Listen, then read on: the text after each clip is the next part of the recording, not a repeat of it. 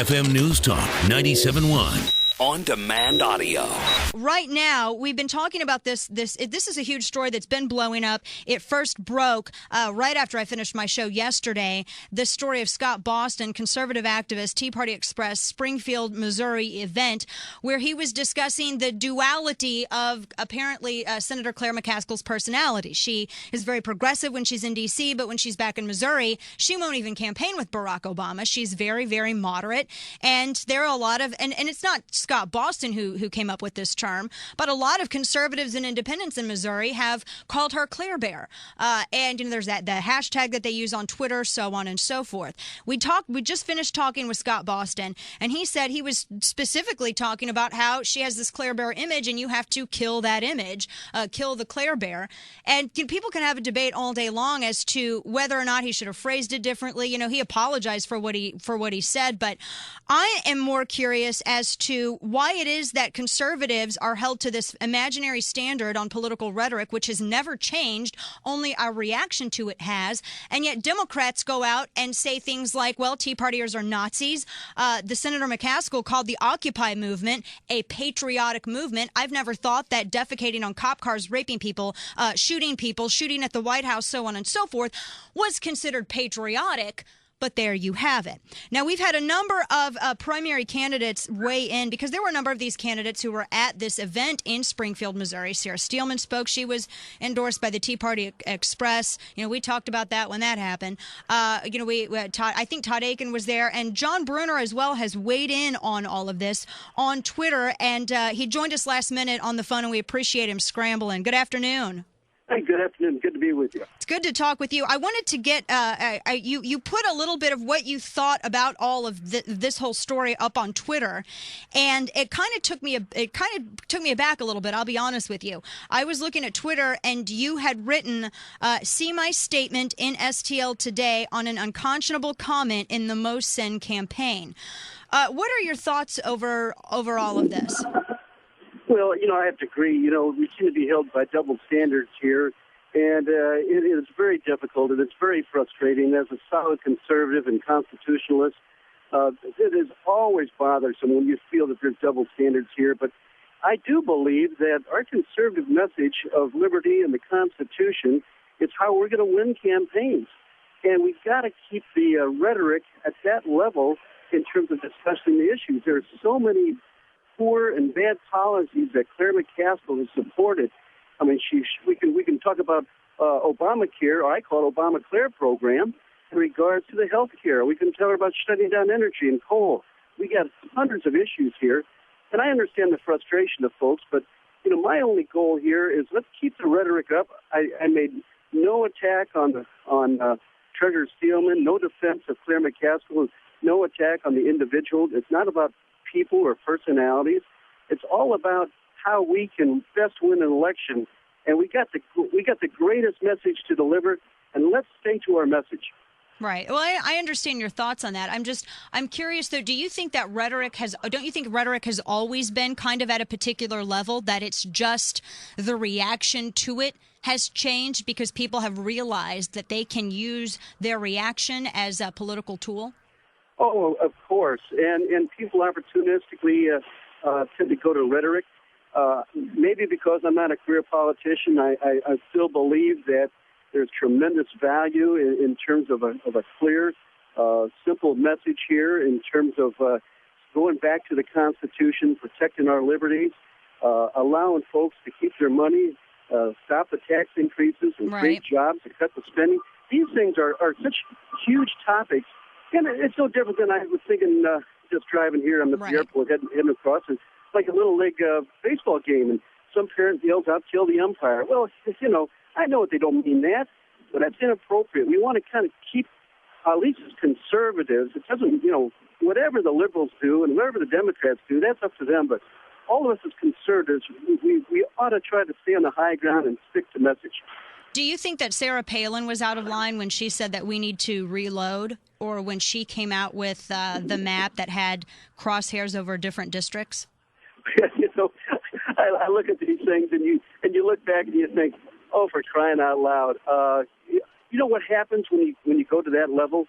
You get everybody off message. And when you get people off message, we as conservatives lose. If you choose your words a little bit more carefully in terms of sticking to the message, and we have such a wonderful message to deliver, then we can have the discussions about what will win elections and not discuss the distractive issues that get everybody off course. We've got to hold the course. We've got a great message. Strong conservative message will get people working again in Missouri. Strong conservative message will get us back to the Constitution. We'll get our jobs back. We'll get our liberties back.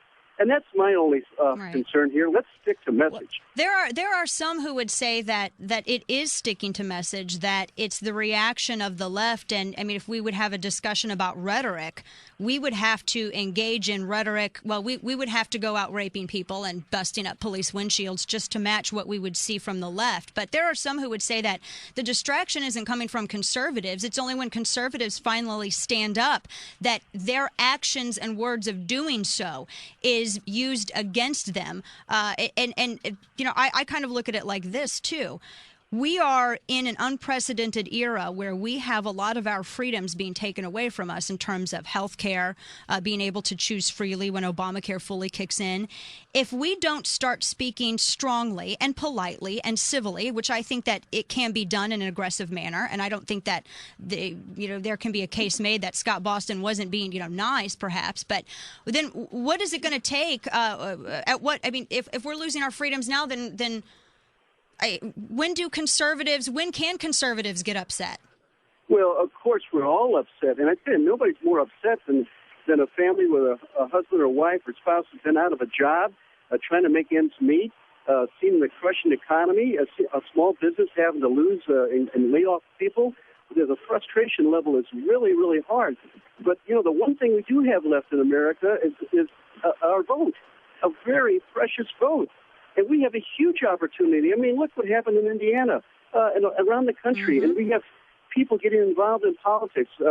I've not run for public office before. And new people are getting involved. People are leaving their farms and their businesses and saying, we got to take back our country.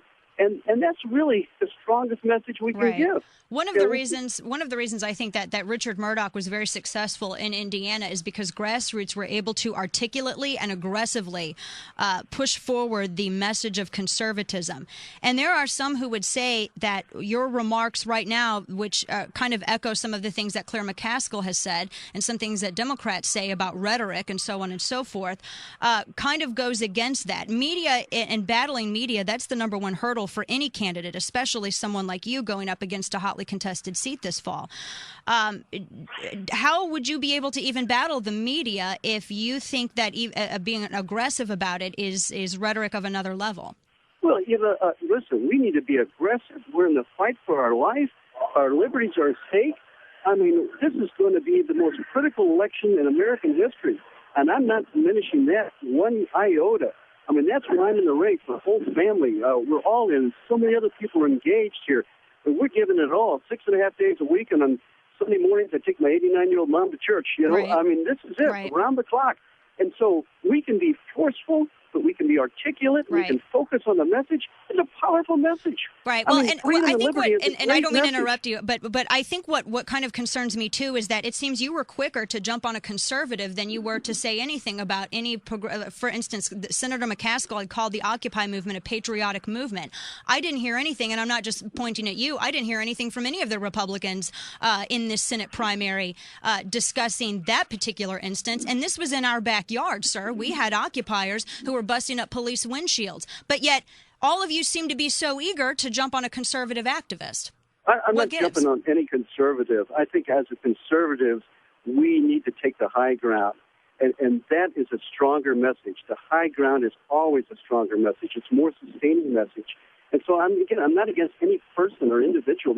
I'm trying to elevate us and keep us focused here, keep us on the message that will win an election. See, and I think pointing to things like saying I'm going to destroy this person in the primary, or I mean, obviously you know that person doesn't mean you're going to destroy them, but from my perspective, it seems that pointing that out and waving the white flag of incendiary rhetoric when someone says that seems to me a distraction. What do you say to people who would make that argument to you?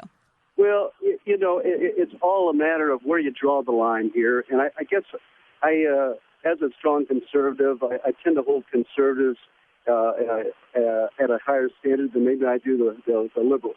I expect more out of our own party and our own people, and we should keep each other in check. And I think it's really important that we do that. And we need to push back on those issues that are being a distraction. I mean, for example, this show today here, and it's an important issue to talk about, but I wish we were talking about how we're going to cut spending, how we're going to create the jobs. Right. How are we going to restore the 10th Amendment? And we have, but I think one of the bigger issues, and again, we're pressed for time, and I don't mean any disrespect by interrupting, but one of the things that I believe, and that my late mentor also believed, is that we have to be able to battle media narratives, because you can talk about votes all you want, but the media is the formidable opponent that's going to misshape and misconstrue anything that you say, and we've seen it over and over again. If we neglect that, I look at it, any candidate that neglects that, any candidate that neglects the narrative is already giving up one of the biggest battlegrounds in any political race. No, and you're doing a fabulous job as a freedom fighter, and you're battling in there every day. And I wish there were more folks like you, not only in Missouri, but across the country. And we appreciate your spirit, your focus. You're doing a fantastic job, and I just wish there was more of you. That's all. Well, I appreciate you hustling and coming on the show, sir, and we wish you the best of luck. Thank you. I appreciate the time. Oh, thank you again, and really appreciate it as well. Keep fighting. All right, take care. There's John Brunner running in the Republican primary for Senate.